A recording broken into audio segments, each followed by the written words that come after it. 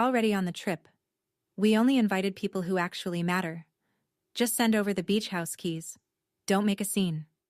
That was my stepmother, Diane, calling from my beach house, the one my late father left me, telling me I wasn't family enough to be invited to my own family vacation.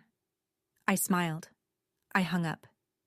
3 days later, I did send the keys, tucked inside a sealed envelope, and when Diane opened it at a charity gala in front of 85 guests, she screamed so loud the string quartet stopped playing.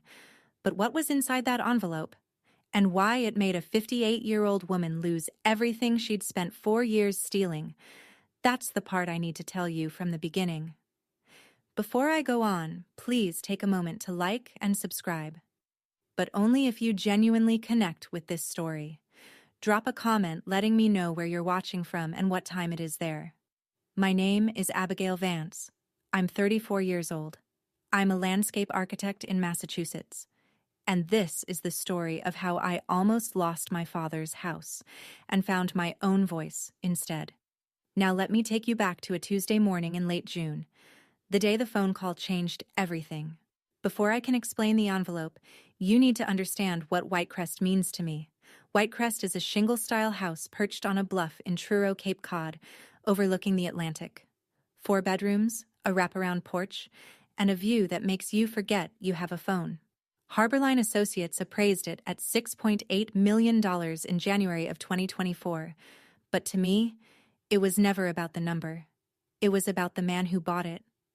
My father, Raymond Vance, was an estate attorney with a quiet practice in Hyannis and the kind of handshake that made people trust him before he said a word. He purchased Whitecrest in 2003, when I was 11, 2 years after my mother lost her battle with ovarian cancer. The house was supposed to be a fresh start. And for a while, it was.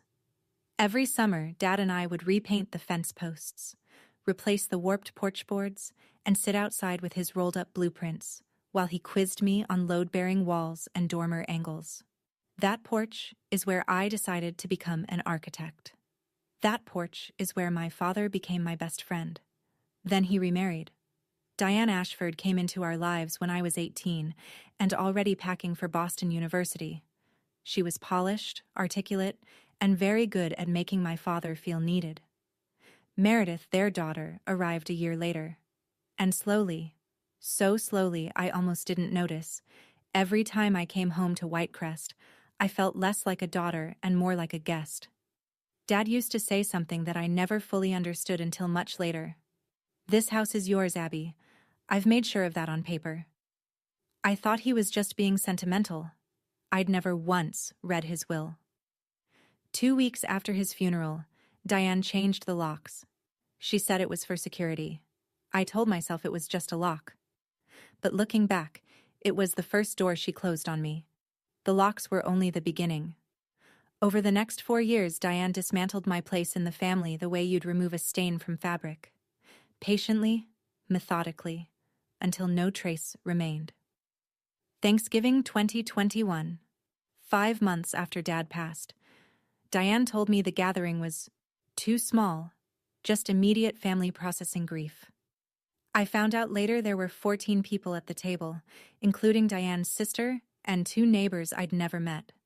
Christmas 2022, I was invited, but seated at a folding card table near the kitchen while Meredith's friends filled the dining room. I carved the turkey. I served the pie. No one thanked me. Then there was the group chat. Our family iMessage thread, Vance Family, had existed since 2019. In September of 2022, I noticed I'd stopped receiving messages. When I asked Diane, she laughed softly. "Oh, we started a new one for planning. Must have been a glitch." There was no glitch. There was no invitation to the new thread either. But the part that kept me tethered, the part I'm almost embarrassed to admit, was the charity. The Raymond Vance Coastal Preservation Fund was established in Dad's name 3 months after he died.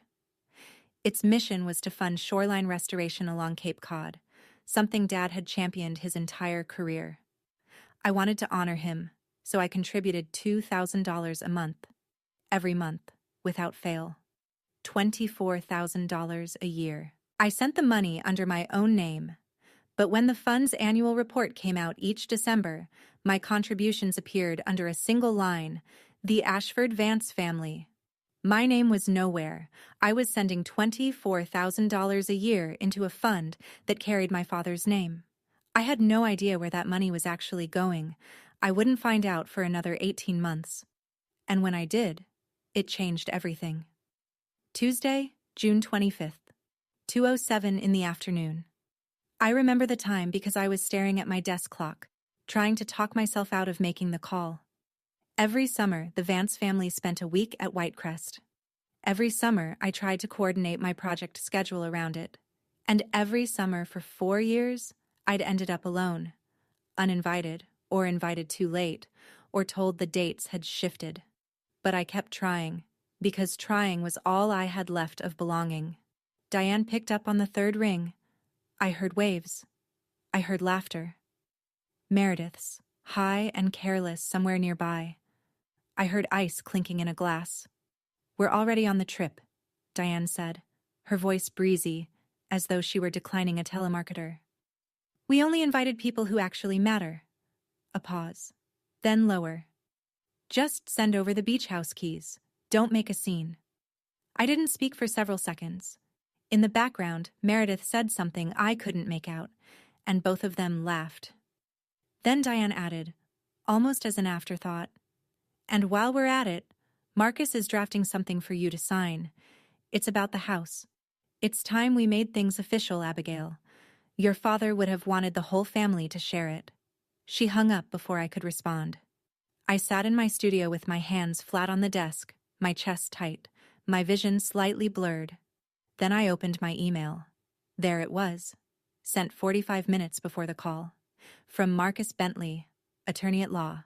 A voluntary quitclaim deed, transferring sole ownership of Whitecrest to the Ashford Vance Family Trust. Signature deadline, 10 days. My father's signature was in his will, leaving me that house. And someone was asking me to erase it. That's when I picked up the phone again. Not to call Diane, but to dial a number I'd saved in my contacts for 4 years and never once used. Thomas Calloway, my father's oldest friend. Thomas Calloway's office sat on a quiet side street in Hyannis, above a nautical bookshop that smelled like cedar and salt.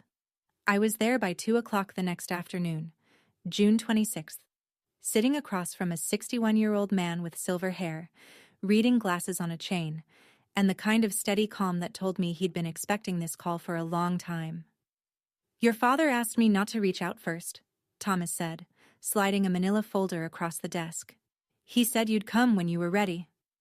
Inside was a certified copy of Raymond Vance's last will and testament, amended March 15th, 2021, 3 months before he died. I'd been given a copy at the reading, but I'd never studied it closely. Grief does that. You file things away and tell yourself you'll read them later, and later turns into years. Thomas guided me to the section on Whitecrest. The language was unambiguous. The property was bequeathed solely to Abigail Elaine Vance, free and clear. Not marital property. Not trust eligible. Mine. Then he turned to a clause I'd never noticed. Article 14.3, the forfeiture provision. It read, in part, "Should any beneficiary or related party be proven to have misappropriated, fraudulently transferred, or misused any asset within this estate, including any charitable fund bearing the testator's name, that party's entire inheritance share shall be forfeited and redirected to the preservation fund under the executor's management." I read it twice. Then I looked at Thomas. "Your father designed this as a safety lock," he said. He knew Diane. He didn't trust her with the finances. But he also didn't want a war before there was proof. Thomas paused, removed his glasses, and met my eyes. "I'm the executor, Abigail. I have the legal authority to activate that clause. But I need evidence. Real, documented evidence." "Your father didn't leave you unprotected," he said quietly. "He just trusted you'd find your way here when you were ready." I left that office holding a folder that felt heavier than it looked, and for the first time in 4 years the weight wasn't grief. It was possibility. Thomas made one phone call, and Nina Aldridge was in my life by Thursday morning. Nina was 37, a forensic accountant who'd spent 6 years at the Massachusetts Attorney General's office before going independent. She had a shaved undercut, tortoiseshell glasses, and a way of looking at spreadsheets the way most people look at crime scenes, with focus, patience, and a total absence of sentiment. Thomas hired her on my behalf for $8,500, which I paid out of savings. It was the most expensive thing I'd ever bought that didn't have walls. Between June 27th and June 30th, Nina pulled 3 years of financial records from the Raymond Vance Coastal Preservation Fund. What she found made me sit down. $340,000 had been dispersed under line items labeled event management fees and consulting services. The vendors listed were either non-existent or traceable to a single shell LLC, Ashford Creative, registered in Delaware in August of 2022. The sole member of that LLC was Meredith Vance. The money flowed from the fund into Ashford Creative's account, then straight into Meredith's personal Wells Fargo checking account. 17 separate transactions over 28 months. And my $24,000 a year? Logged in the fund's donor records under the Ashford Vance family. My name. Erased. Nina compiled a 47-page report, notarized on July 7th, with copies of the LLC filing, bank transaction histories obtained legally through a subpoena Thomas secured as executor, and a 1-page summary timeline mapping every dollar to every date. "The paper trail is clean, Abigail," Nina told me, squaring the pages on her desk. "They weren't even careful. They didn't think anyone would look. $340,000. Every cent traceable. But I didn't go to the police. I didn't call Diane, because Thomas told me there was a better way. And it started with a gala invitation that had just arrived in my mailbox." The night of June 30th, I sat alone in my apartment in South Boston with everything laid out on the kitchen table like evidence at a trial: the certified copy of Dad's will, Nina's 47-page report, the quitclaim deed from Marcus Bentley, and a cream-colored invitation, embossed in navy ink. "The Raymond Vance Coastal Preservation Fund cordially invites you to our annual benefit gala. July 12th, Harbor View Hotel, Edgartown, Martha's Vineyard. Cocktails at 6 p.m. Dinner and program to follow. 85 confirmed guests.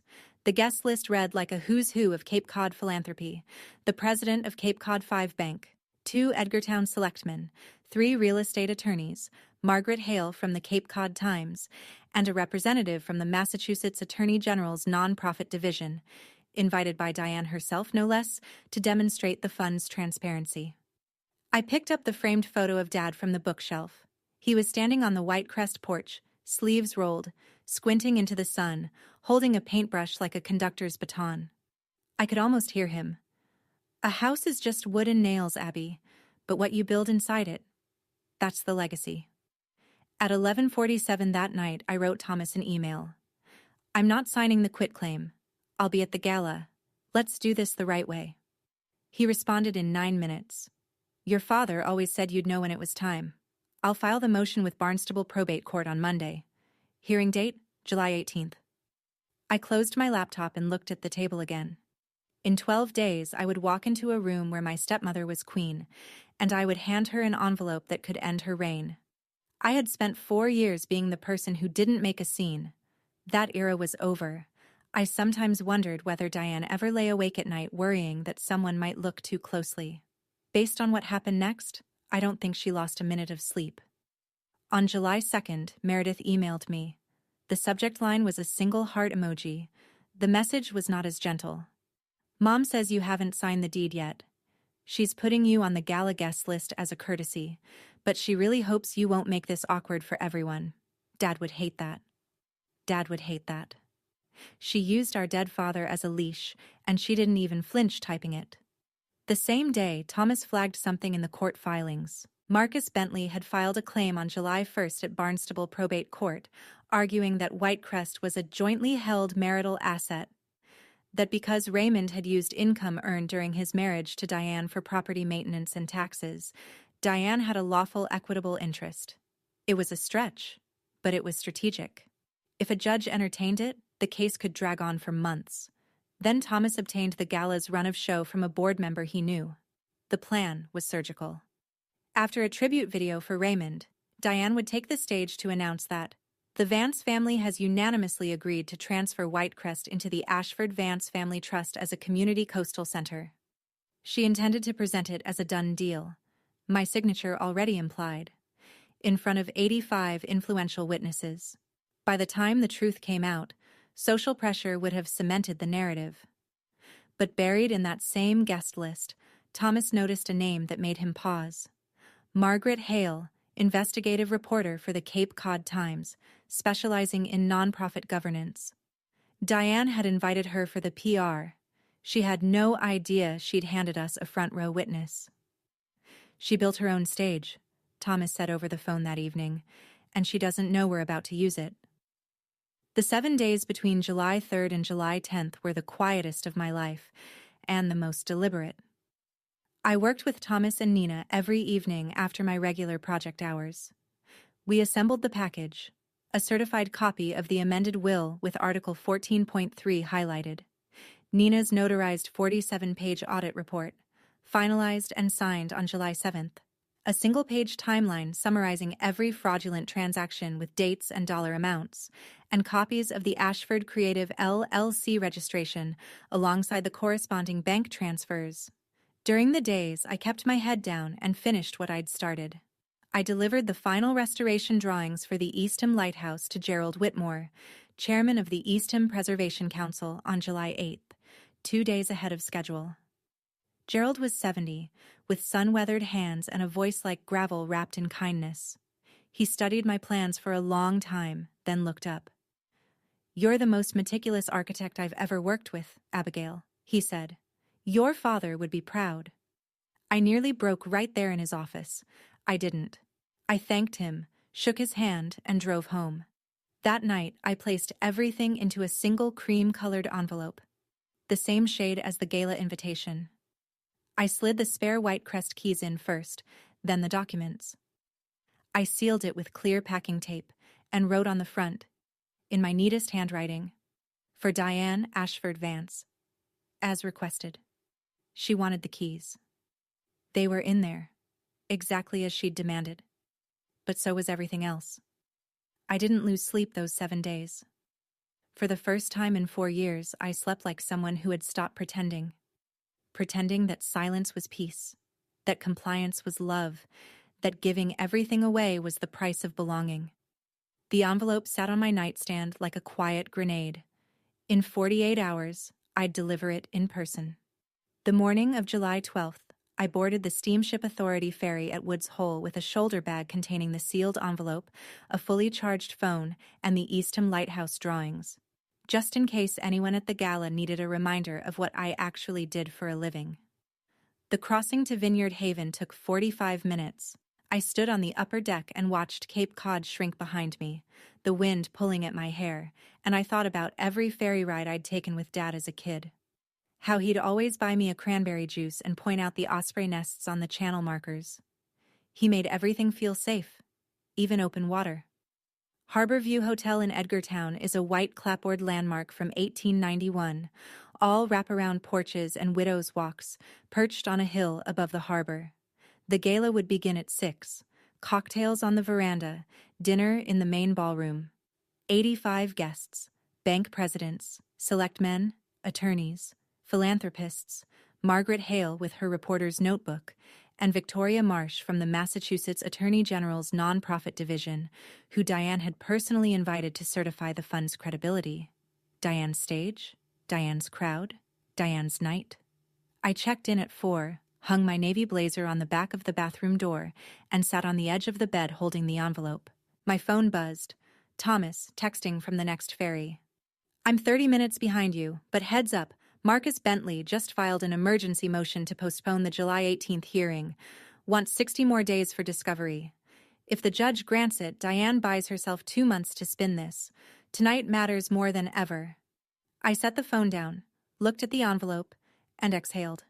In 2 hours, I would walk into a room full of people who believed Diane Ashford Vance was the guardian of my father's legacy, and I would show them the truth. Or lose everything trying. 6:15. The veranda was already crowded. Linen suits, sundresses, champagne flutes catching the last of the golden light over Edgartown Harbor. A string quartet played Debussy near the railing. Everything smelled like roses and salt air and money. I stepped through the French doors and Diane found me within seconds, as though she'd had someone watching the entrance. She was radiant. Cream silk dress, pearl earrings, a smile so wide and warm you'd think she'd been counting the days until she saw me. "Abigail, you made it!" She kissed the air near my cheek and gripped my elbow, steering me toward the far corner of the veranda before I could greet anyone else. The moment we were out of earshot, the warmth evaporated. "Did you bring the keys?" Her voice dropped to a whisper. "Marcus has the paperwork inside. We can do this quietly during cocktails. Sign, smile, and no one needs to know the details." I held her gaze. "I brought the keys, Diane. You'll get them tonight." Something flickered behind her eyes. Relief? Maybe, or triumph. She squeezed my arm. "Good girl." She walked away, and within a minute Meredith materialized beside a group of guests near the bar, champagne in hand, gesturing toward me with a smile. "Abigail is such a sweetheart. She's going to help us turn Whitecrest into something the whole community can enjoy." I didn't correct her. Not yet. Instead, I scanned the room.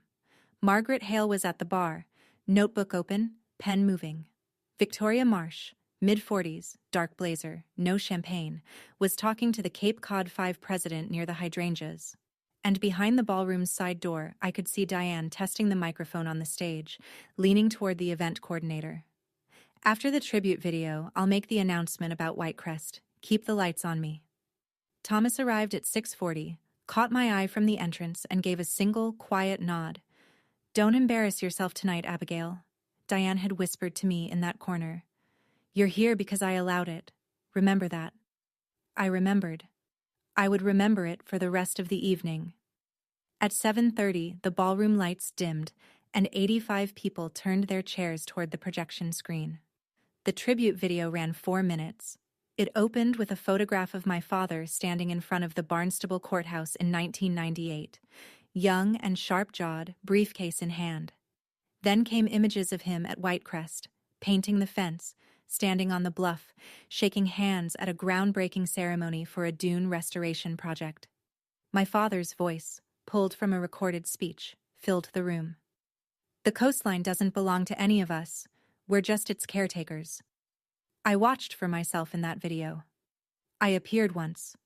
A blurry shape in the background of a family photo from 2017, half cut by the frame. Diane and Meredith, by contrast, filled nearly every other image. Diane at Raymond's side, at Galos. Meredith as a toddler on the Whitecrest porch. A family I barely recognized, built from photographs I'd never been invited to take. When the video ended, Diane rose and walked to the stage as though stepping into a spotlight designed specifically for her. Her voice trembled.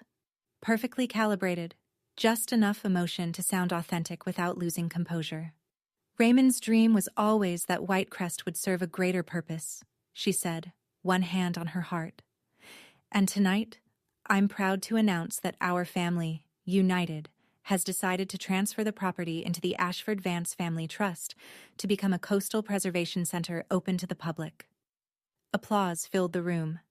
Margaret Hale looked up from her notes. Victoria Marsh nodded approvingly. Then Diane turned, found me at table 4, and extended her hand like a queen summoning a subject. "Abigail, sweetheart, would you like to come up and say a few words? We have the paperwork ready. This is your father's legacy, after all." 85 pairs of eyes turned to me. The room was silent except for the faint clink of a glass somewhere near the back. I stood up. I picked up the envelope from beside my plate, and I walked toward the stage. Diane was smiling. The kind of smile that says I've already won. She had no idea that the envelope in my hand wasn't a surrender. The stage was small, just a riser with a podium and a single microphone, but it felt enormous. The ballroom lights were angled upward, and I could see every face in the first 3 rows clearly. Benefactors, select men, Margaret Hale with her pen frozen mid-word. Diane stood beside me, still smiling, her hand resting lightly on my shoulder as though presenting a gift. I leaned into the microphone. "Thank you, Diane, for that beautiful tribute," I said. My voice was steady, steadier than I expected. My father loved Whitecrest more than any place on earth, and he was very, very specific about what he wanted for it. I paused. The room waited. "I won't be signing the quitclaim deed tonight." I let the sentence land. Somewhere near the back, a chair creaked. Whitecrest was left to me, solely to me. In my father's final will, dated March 15, 2021, and executed by his attorney and estate executor, Thomas Calloway, who is here tonight. Thomas stood at table 7. He adjusted his jacket, nodded once toward the room, and remained standing. Diane's hand slid off my shoulder. The murmuring started, low, confused, spreading table by table like wind through tall grass. I turned to Diane and held out the envelope. "You asked for the keys," I said, my voice still even. "They're in here, along with something else my father left, something I think everyone in this room should know about." Diane's composure held for exactly 3 seconds. She took the envelope, tore it open, and the Whitecrest keys clattered onto the podium. Then she pulled out the documents. I watched her eyes move across the first page. The highlighted text of Article 14.3. Then the second page, Nina's one-page summary. Summary of unauthorized disbursements. Raymond Vance Coastal Preservation Fund. Total, $340,000. The color left her face in stages like a tide retreating from sand. But Diane didn't crumble. She straightened her spine and turned to the room. "This is absurd," she said, her voice pitching upward. "Abigail is clearly acting out of grief. Marcus, tell them." She scanned the ballroom for Marcus Bentley. He was already standing at table 2, jaw tight, saying nothing. Thomas was already walking toward the stage before Diane finished her sentence. He didn't rush. He climbed the riser with the careful, deliberate posture of a man who had spent 40 years standing in front of judges, and when he reached the microphone, he spoke the way my father used to, like every word had been weighed in advance. "My name is Thomas Calloway. I served as Raymond Vance's personal attorney for 23 years, and I am the court-appointed executor of his estate." He paused, letting the credentials settle. "The will is unambiguous. Whitecrest belongs to Abigail Vance. It has never been subject to any family trust, marital claim, or shared arrangement." He turned a page in the folder he'd carried to the stage. Article 14.3 of the will contains a forfeiture clause, drafted by Raymond himself, which states that any beneficiary or related party proven to have misappropriated funds from the estate, including the charitable fund bearing his name, forfeits their entire inheritance. Then came the numbers. Ashford Creative LLC, registered in Delaware, August 2022. Sole member, Meredith Vance. Thomas read each fact as though reading a court filing. 17 separate transactions over 28 months, $340,000 disbursed as consulting and event management fees to a company with no employees, no office address, no tax filings, and no documented deliverables. Meredith shot to her feet at table 3, face flushed. "That's my consulting company. I did real work." Thomas didn't raise his voice. "The LLC has produced no invoices, no contracts, and no evidence of services rendered. The funds transferred directly to your personal bank account." Silence. Absolute ringing silence filled the ballroom. Victoria Marsh, the AG representative, set her glass on the table, pulled out her phone, and stepped toward the corridor. Margaret Hale's voice recorder had been running for 5 minutes already, its small red light glowing beside her napkin. And Marcus Bentley stood, adjusted his tie, and said quietly to Diane, "I need to speak with my client privately." Then he walked out of the ballroom without looking back. Marcus walked out, and with him walked the last person willing to defend Diane Ashford Vance in a room full of witnesses. What happened next is something I've replayed in my mind more times than I can count, not because it felt good, because it felt irreversible. Diane stood at the podium, alone now, the microphone still live. The room was so quiet I could hear the harbor bell outside. She gripped the edge of the podium with both hands and did the one thing she should not have done. She kept talking. Raymond would be ashamed of you, Abigail. Her voice cracked, but not from grief, from rage. You're destroying this family for a house. No one moved. 85 people had just heard documented evidence that Diane had siphoned $340,000 from her late husband's charity, and now she was invoking his name to shame the daughter he'd specifically protected. The silence stretched for 3 long seconds. Then Gerald Whitmore, the man who'd called my lighthouse restoration work meticulous, the chairman of the Eastham Preservation Council, stood up at table 5. I've worked with Abigail for 2 years, he said, his gravel voice carrying without a microphone. She restored the Eastham Lighthouse with the kind of integrity Raymond himself would have demanded. He paused, looked directly at Diane. I think we all know who's destroying what here. Scattered applause broke out, then spread, rippling across the room like a wave finding shore. Diane grabbed Meredith by the wrist and turned for the exit. But as they passed table 3, Meredith, crying now, mascara running, said something into the still-live wireless mic clipped to the floral centerpiece. You promised no one would find out, Mom. The words rang through the speakers, clear as a bell. Margaret Hale wrote them down verbatim. Diane didn't look back. The ballroom doors closed behind them, and the string quartet, unsure of what else to do, began to play again, softly, as though hoping the music might erase what everyone had just witnessed. It wouldn't. Victoria Marsh returned from the corridor and walked straight to Thomas. My office will be requesting a full audit of the fund first thing Monday, she said, her voice low but firm. This isn't just a family matter anymore. I didn't say another word after Diane left the stage. I didn't need to. The numbers had already said everything. Thursday, July 18th. 10 in the morning, Barnstable County Probate and Family Court. I wore the same navy blazer I'd worn at the gala. Not because I was making a statement, but because it was the only professional jacket I owned that didn't have paint on the cuffs. Thomas sat beside me at the petitioner's table. Nina was in the gallery row directly behind us, her laptop bag on her knees, ready if the judge asked for source documents. Diane sat on the opposite side with a new attorney, a gray-haired woman from a Hyannis firm I didn't recognize. Marcus Bentley had formally withdrawn from the case on July 15th, citing irreconcilable differences in legal strategy. Meredith was not present. The emergency motion to postpone had been denied.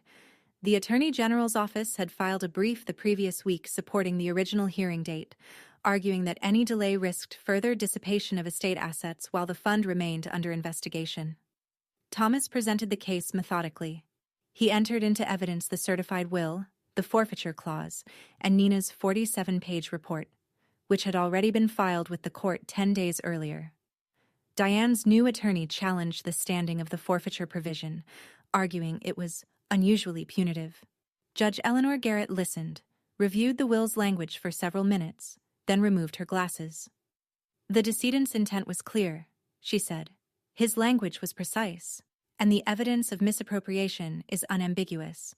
The forfeiture clause is hereby activated. She read the ruling slowly. Diane's entire inheritance share, the life insurance payout of $1.2 million still held in escrow, her equity interest in the fund, her claim to any jointly managed estate assets, was forfeited and redirected to the Preservation Fund under Thomas's management as executor. Whitecrest was confirmed as the sole property of Abigail Elaine Vance. No encumbrance, no dispute. Diane sat motionless through the ruling, her hands folded in her lap, staring at a point somewhere above the judge's head. She didn't cry. She didn't speak. When it was over, she stood, buttoned her jacket, and walked out of the courtroom without looking at me. It was the first time in 4 years that Diane Ashford Vance had nothing to say to me, and I realized, with a strange, hollow clarity, that silence was the only honest thing she'd ever given me. The article went live at 6 in the morning on Monday, July 22nd. Margaret Hale's byline ran across the top of the Cape Cod Times digital edition. Vance Foundation under state scrutiny after gala revelation. $340,000 in questionable disbursements. 2,200 words, front page of the online edition, citing the audit report, a statement from Victoria Marsh's office, and on-the-record confirmation from Thomas that the forfeiture clause had been activated by judicial order. The article did not name me as the person who brought the evidence forward. Thomas, in his capacity as executor, was the formal complainant. I was mentioned once. Abigail Vance, the sole heir to the Whitecrest property and a licensed landscape architect specializing in historic coastal restoration. That was enough. That was more than Diane had ever allowed me to be in print. By noon, my phone had 47 unread messages. Friends, former classmates, colleagues, people I hadn't heard from in years, reaching out with some version of "I had no idea," or "I always thought something was off." Gerald Whitmore texted a single line. "Proud of you, kid." The institutional fallout was immediate. Cape Cod 5 announced the suspension of its $50,000 annual grant to the fund, pending the outcome of the Attorney General's review. 2 individual donors, both gala attendees, withdrew pledges totaling $35,000. Diane posted a Facebook status that evening. "My family is going through a difficult time. I ask for privacy."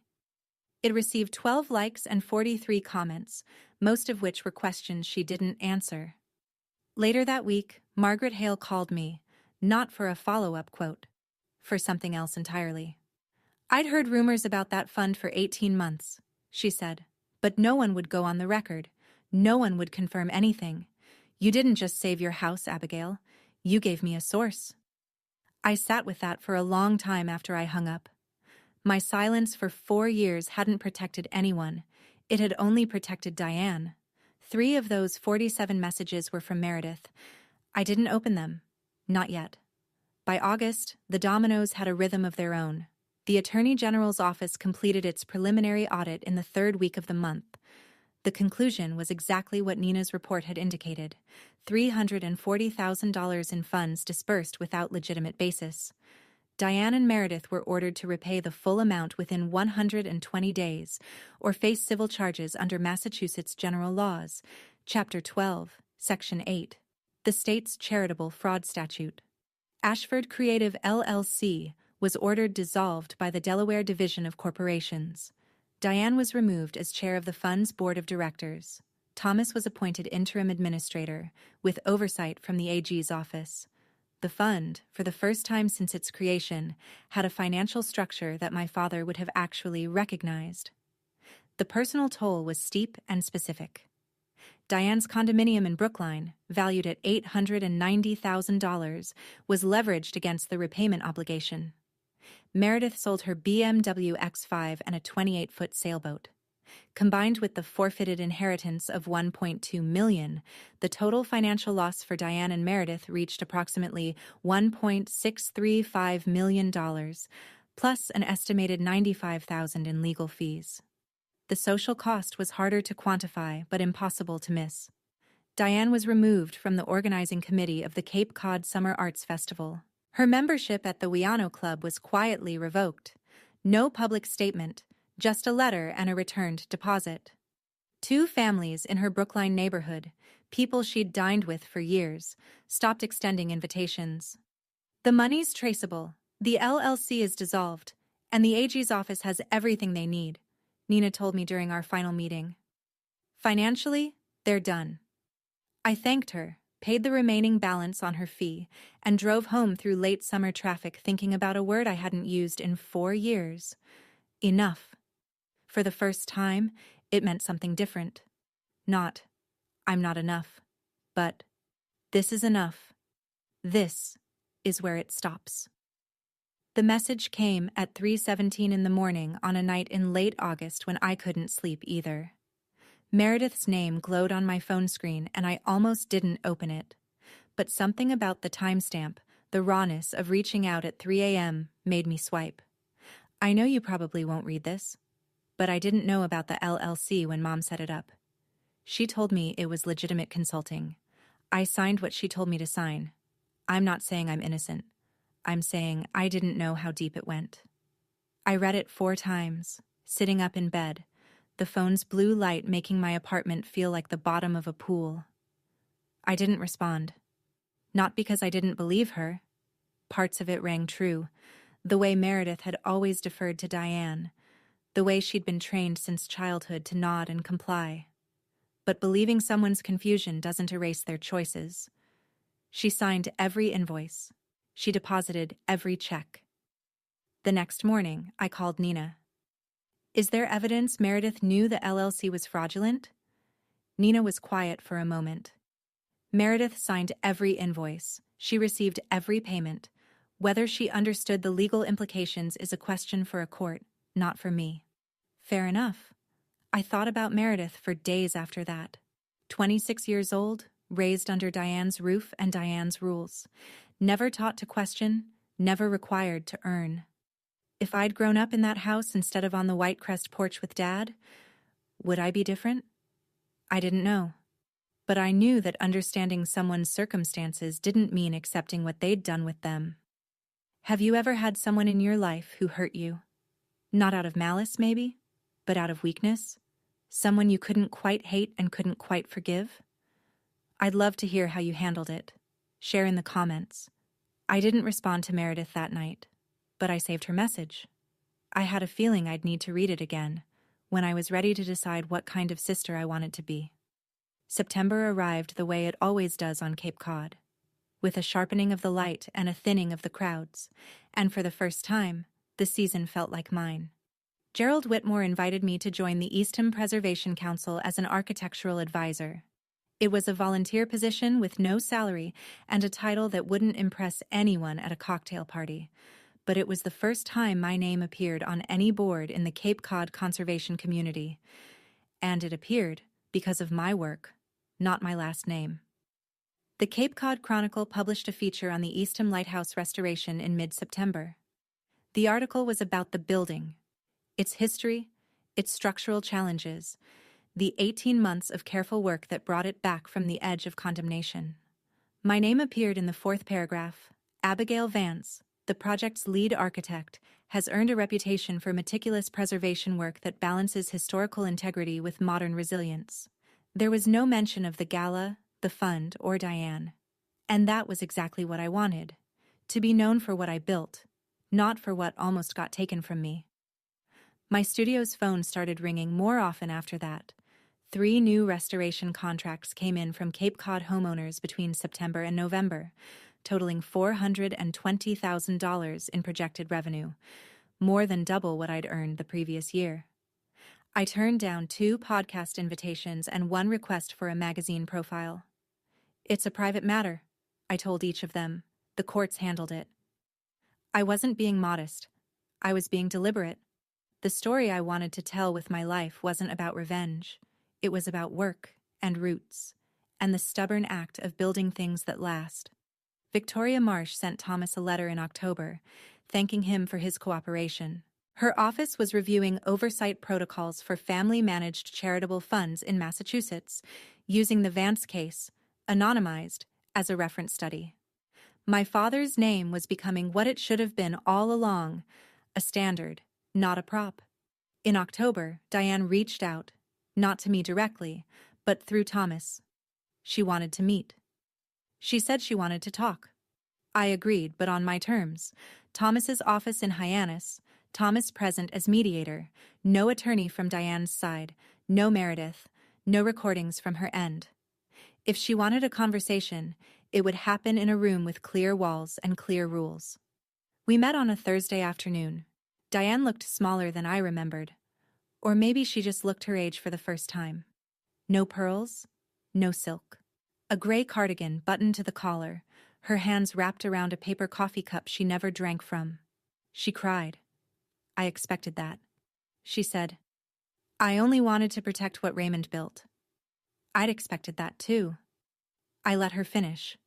Then I spoke, and I'd rehearsed this not for drama but for precision, because I knew if I didn't get the words exactly right, I'd either say too little or too much. "Diane, you didn't protect what he built. You tried to take what he left for me. I don't hate you. But I won't let you have access to my life the way you've had for the last 4 years. If you want a relationship, it starts with honesty, not control." Then I laid out 3 conditions. First, All communication regarding property, finances, or estate matters would go through Thomas. No direct contact. Second, the fund repayment must be completed in full before any family gathering of any kind.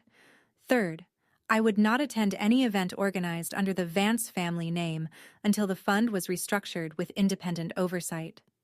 Diane listened. She didn't argue. When I finished, she said quietly, almost to herself, "You sound just like your father." "Thank you," I said. "That's the best thing you've ever said to me." A boundary isn't a punishment, and I wanted her to understand that. It's the price of staying in someone's life when trust has to be rebuilt from nothing. I responded to Meredith's message in November, 2 months after she'd sent it. I kept it short. "I read your message. I believe you didn't understand the full picture, but you benefited from it, and that's something you have to own. If you want to talk, I'm open to it, but not as your sister who forgives everything, as someone who expects you to be honest." She wrote back within an hour, and we agreed to meet at a cafe in Falmouth, halfway between us. Neutral ground, no history attached to the walls. The conversation lasted 2 hours. Meredith looked different. Thinner. No makeup. Her nails bitten short. She held her coffee with both hands like she was cold, even though the cafe was warm. She talked more honestly than I'd ever heard her talk about anything. "Mom always told me what to think," she said. "I never questioned it. That's not an excuse. It's something I have to fix." I didn't disagree, and I didn't rush to reassure her, the way I might have a year ago. Instead, I told her the truth as I saw it. "We can build something new, Meredith, but it has to be built on things we actually choose, not on things Mom decided for us." She nodded. I suggested she start seeing a therapist, not as a condition, but as a starting point. I gave her a name. "This isn't for me," I said. "This is for you." Then, near the end, Meredith told me something I'd never known. 2 weeks before Dad died, he called her. She was 22 then, still living at home.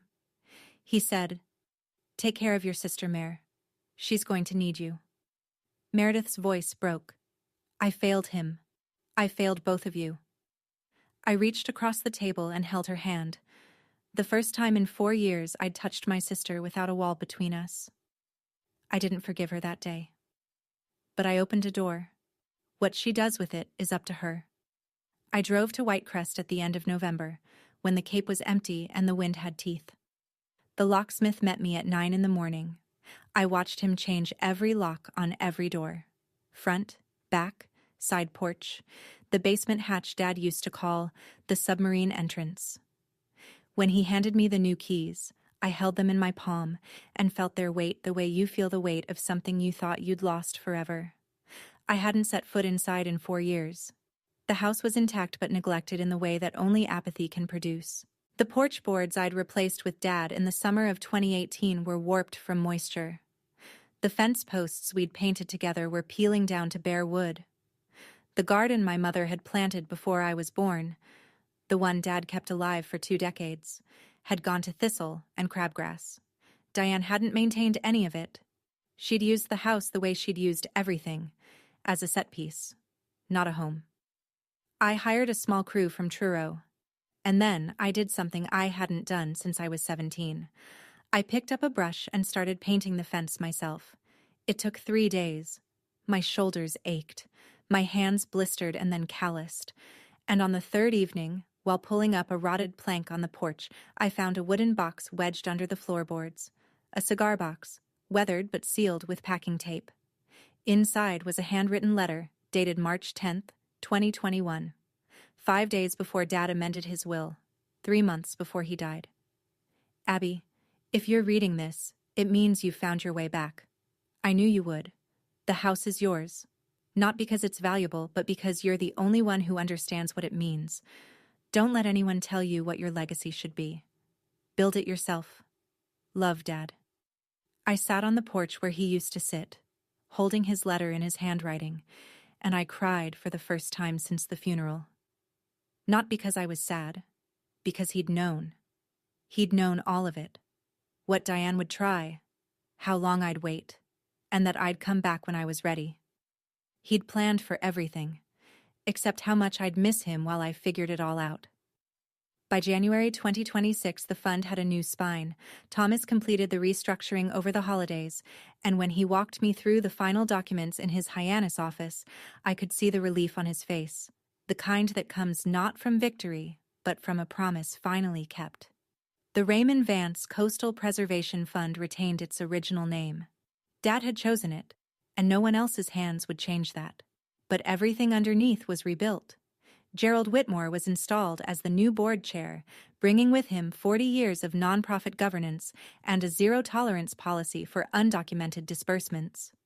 Nina Aldridge agreed to serve as part-time treasurer on a transparent, contracted basis. The fund's first-ever financial officer with actual forensic credentials. And the Attorney General's office mandated an independent audit every 12 months, conducted by a rotating external firm.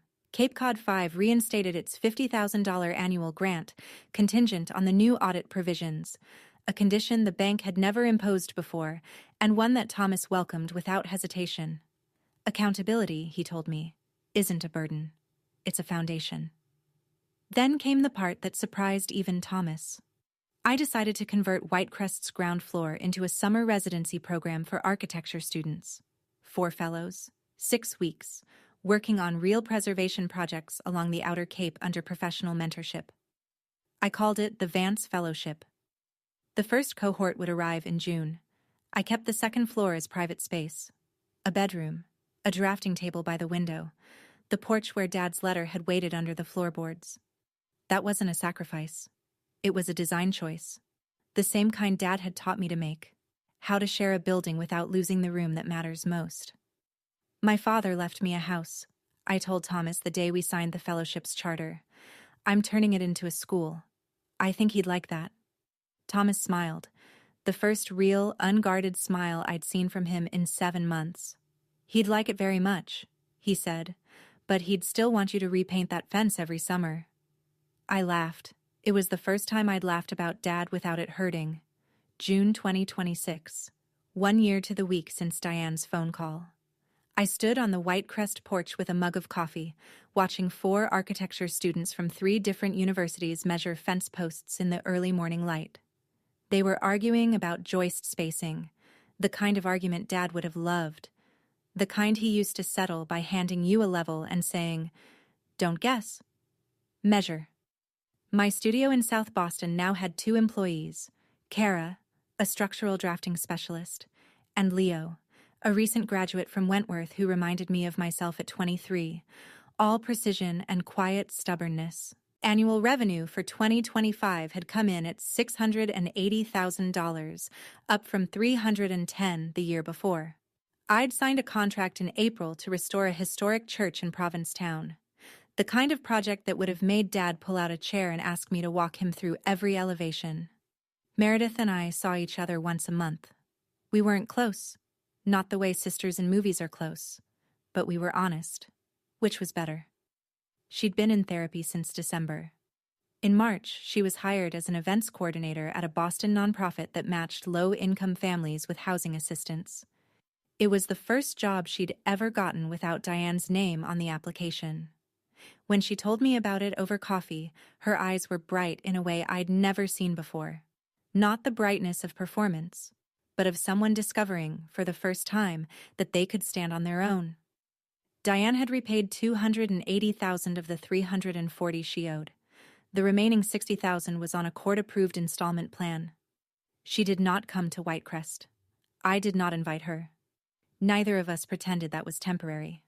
Thomas visited every July.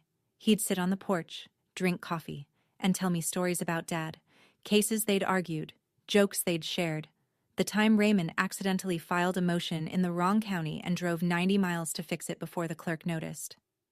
"You're the closest thing I have to a father now," I told him once. He set down his mug and looked at the ocean. "Your father would say I'm just the messenger." I didn't win a war. I won the right to stop fighting one. The night of July 12th, 2026, exactly 1 year since the gala, I sat at the drafting table in the upstairs bedroom at Whitecrest and wrote a letter I could never send. "Dear Dad, I found the letter under the porch. I found the clause in the will. I found Thomas when I was ready. You planned for everything, except how much I'd miss you while figuring it all out. Whitecrest is a school now. There are kids here learning to measure joists the way you taught me. They don't know your name yet, but they will. One of them, a girl from Springfield who's never seen the ocean before this summer, asked me yesterday why the porch faces east instead of south. I told her what you told me. Because the morning light is honest. It shows you everything. The cracks, the beauty, all of it. She wrote it down in her notebook. You would have liked her. I didn't let them take the house, and I didn't let them take me. I think you knew I wouldn't. That's why you left me the keys. Not just to the door, but to the choice. Meredith is trying. I don't know if she'll make it all the way, but she's walking in the right direction, and I think that matters. You asked her to take care of me. She didn't. But maybe I can take care of the space between us until she's strong enough to meet me in it. I love you. I miss your handwriting and your terrible coffee, and the way you hummed when you were reading contracts. Abby. I folded the letter, walked downstairs, and placed it inside the cigar box under the porch, next to his. The next morning, I woke early and walked to the beach. The tide was out, the sand firm and cold, the sky the color of unfinished steel. I walked for a long time without thinking about Diane, or the gala, or the courtroom, or any of it. I just walked. And the ocean did what it always does. Kept going, indifferent and enormous, and exactly where it was supposed to be. The horizon didn't look different, but I did. Back in Boston, I reorganized my studio on a Sunday afternoon in mid-July. The kind of quiet, methodical work that calms me the way other people are calmed by music. I hung 3 things on the wall behind my drafting table. The first was a framed copy of the opening page of Dad's will. Not the forfeiture clause, not the property section, but the preamble, where he'd written in his own hand, I leave these things not as possessions, but as responsibilities. May they be carried with integrity. The second was a photograph of the Eastham Lighthouse after restoration, taken from the bluff at sunset. Proof that broken things can be made whole if someone cares enough to learn how.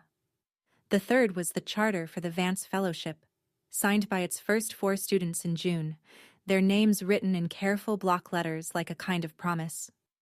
That evening, I wrote Thomas an email. I've decided to stop attending any event that uses Vance Family as a label for anything other than the fund.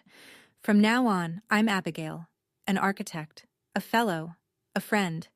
Not Raymond's daughter, not Diane's stepdaughter. Just me. He replied before I'd closed the laptop. That's the most Raymond Vance thing you've ever said.